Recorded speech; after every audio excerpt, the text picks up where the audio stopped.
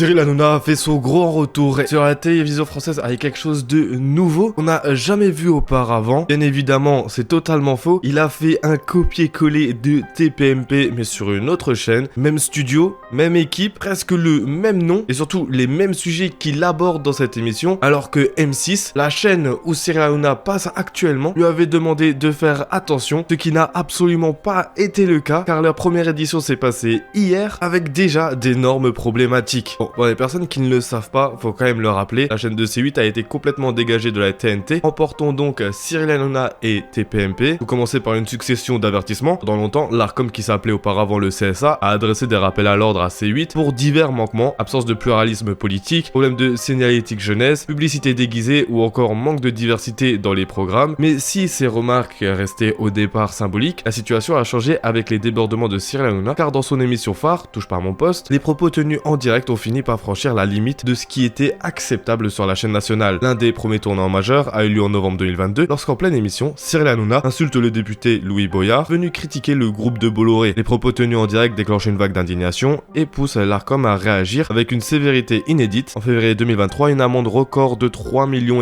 d'euros tombe sur C8. Du jamais vu pour une chaîne française, cette sanction marque le début d'une escalade, car Hanouna ne change pas vraiment ses habitudes et les dérapages continuent. Quelques mois plus tard, nouvelle polémique, l'animateur s'en prend violemment à la maire de Paris, Anne Hidalgo, qui invite à fermer sa gueule en direct. Cette fois, la sanction est de 300 000 euros, réduite par la suite à 150 000 par le Conseil d'État. Mais au-delà du montant, c'est l'image de l'émission qui s'effrite. Hanouna se retrouve catalogué comme un animateur incontrôlable et l'Arcom continue de remplir son dossier. Puis vient l'affaire Gérard Fauré. En mai 2023, TPMP invite cet ancien trafiquant, devenu figure complotiste. Ses propos délirants et choquants, diffusés en direct, enchaînent une nouvelle sanction, 500 000 euros d'amende. Là encore, C8 plaide la liberté d'expression et minimise les conséquences. Et le régulateur n'est plus dupe. L'émission est jugée incapable de maîtriser son antenne et chaque nouveau dérapage vient renforcer le sentiment que la chaîne défie volontairement l'autorité. Il faut pas se mentir que les gens, s'ils ne regardaient pas TPMP, eh bien il n'y avait personne sur C8 et donc du coup énormément de personnes se sont dit bon bah c'est la fin de Cyril Hanouna, il ne pourra plus présenter d'émission. Sauf que c'est hier que sa première édition de Tout Beau Tout Neuf fait son apparition sur M6 avec un plateau complètement identique à TPMP. D'ailleurs parlons-en de Tout Beau Tout Neuf, c'est pour rappeler l'esprit Touche pas à mon poste, ça se ressemble un petit peu et c'est fait exprès pour que ça rentre beaucoup plus vite dans la tête des gens et pour que maintenant son émission la même audience que son ancienne TPMP. Sauf que ce qu'il faut savoir c'est que M6 avait mis des conditions à Cyril Hanouna à respecter pour qu'il dirige à nouveau cette émission. Pour les personnes qui ne le savent pas, M6 ne fait pas partie du groupe de Bolloré. Je sais qu'il y a énormément de personnes qui commencent à crier au scandale parce que bon ça appartient au groupe de Bolloré mais c'est absolument pas le cas. Ça appartient au gérant allemand Bertelsmann, contrôlé par la famille Mohn, mais qui sont quand même étroitement liés à la famille Bolloré. Je vous en ferai une vidéo beaucoup plus détaillée, vous allez vite comprendre. Et du coup vous allez me dire, mais quelles sont les conditions de M6 pour que Hanouna prenne le contrôle de l'émission Tout Beau Tout Neuf? Et voici ce que l'on sait à ce jour concernant les conditions posées par le groupe. Dans un premier temps, on a des limites thématiques strictes. Le groupe M6 a exigé que l'animateur privilégie le divertissement et évite les sujets politiques et polémiques qu'il abordait fréquemment dans TPMP. En parallèle, un message circulant sur les réseaux rapporte que M6 avait imposé à Hanouna de ne pas parler de politique lors de cette nouvelle émission. Et là est le premier problème, parce que hier, lors de la toute première édition de Tout Beau Tout Neuf, on a pu voir ce passage qui est étroitement lié à de la politique.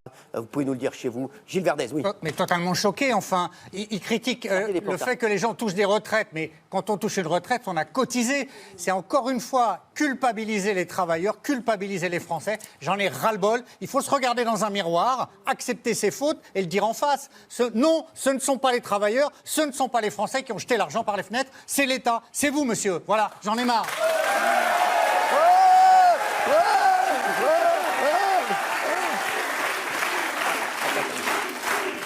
Attendez. Même d'Artigol, et sachez que si vous nous rejoignez, d'Artigol, quand même, il est de Pau et vous êtes proche de François Bayrou. Il y a une solidarité entre Béarnais, mais oui, là, ça se voit, vous avez mis oui, vous avez été choqué. Le Premier ministre a dit des bêtises, puisque d'abord pour les retraites, on cotise.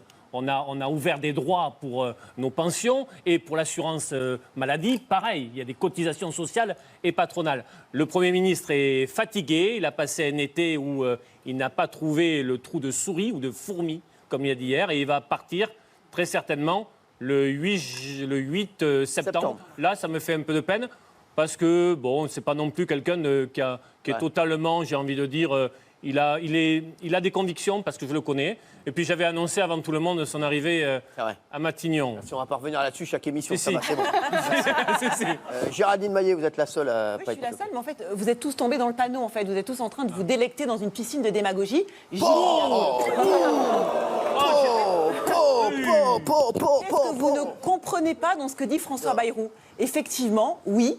L'État, en fait, c'est pas une multinationale. Elle gère pas des dividendes. Il n'y a pas des actionnaires à la tête Il de dit l'État. pas l'État, il dit les l'État. Français, Géraldine. Non, mais Il dit les Français pas tous en même temps. donnent de l'argent, on est d'accord, avec les impôts. D'ailleurs, il n'y a qu'un Français sur deux, globalement, qui est taxé. Pas avec la TVA. Non, mais d'accord, mais globalement, l'impôt sur le revenu, c'est c'est un Français sur deux. Donc, déjà, il y a un Français sur deux qui paye les impôts pour tout le reste. Donc, oui, quand on est champion du monde, par exemple, en France, des arrêts maladie, c'est la faute de quoi? C'est la faute de Bayrou, c'est la faute des Français? C'est la faute des Français. Ça veut dire que les Français ont eu l'habitude. Mais oui, c'est la faute des Français qui ont eu l'habitude de ne rien payer.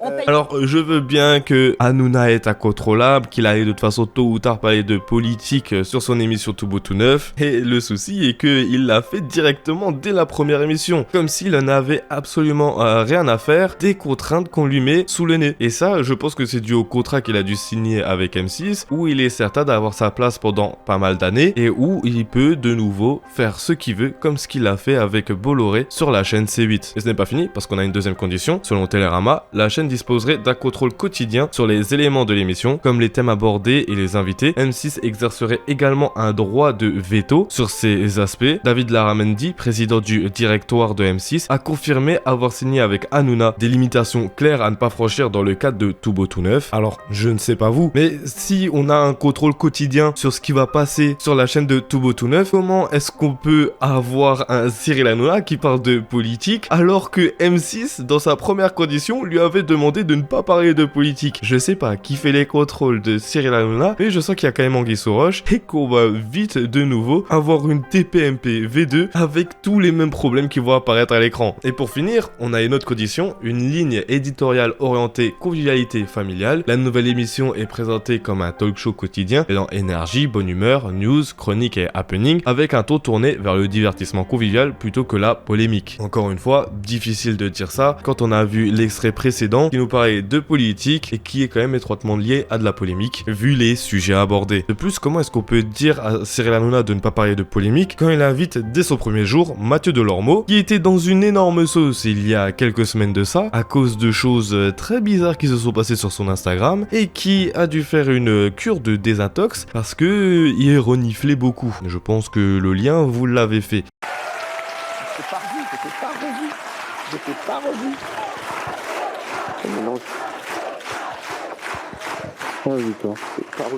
revu. Je ne t'ai pas revu. Ça va mon bébé? T'es beau. Très bien. T'es Très beau. bien. T'es beau. Merci beaucoup. Tiens, reste à côté de moi. T'es beau. Ouais, je suis stressé en fait. C'est vrai, mais je te fais un petit Stressé et ému, ouais. Bonjour à tous. Tu sais qu'on ne s'est pas revus. Voilà. Moi, tu fais partie de la famille. Et Ouais. nous, autant le groupe M6 et moi, on est dans... Quand un mec, il a fait des conneries, qu'il a envie de revenir et qu'il me dit « je veux plus faire de conneries », qu'au contraire, tu as un message incroyable à faire passer, que tu nous feras passer. Je trouve que... Et tu sais que je t'aime, quoi qu'il arrive. Il y a un truc que je vais faire. Mon cas, moi, on s'en fout complètement. Les gens qui regardent dans des cancers, des machins, on s'en fout. Mais la seule chose que je veux vraiment faire, c'est que je vais te raconter tout dans le détail, parce que j'ai vécu la police, la justice, la garde à vue, la prison, les cités, les dealers. Comme j'ai tout, c'était vraiment du inside pour un journaliste. Je vais tout te raconter, et franchement, sans pudeur, juste pour deux raisons. La première, c'est qu'on est sur une catastrophe, je vous promets. La drogue, j'aimerais vraiment dire aux parents comment la repérer. On est sur une catastrophe au niveau des mômes pour la drogue.